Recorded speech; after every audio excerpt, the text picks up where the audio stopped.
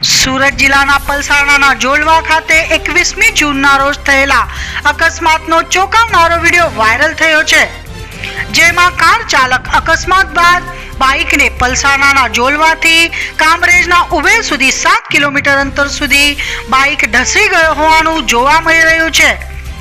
પ્રાપ્ત માહિતી મુજબ કાર ચાલકે બાઇકને અડફેટે લેતા બાઇક ચાલક રસ્તા પર ફેંકાઈ ગયો હતો અને બાઇક કારમાં આગલા હિસ્સામાં ફસાઈ ગઈ હતી।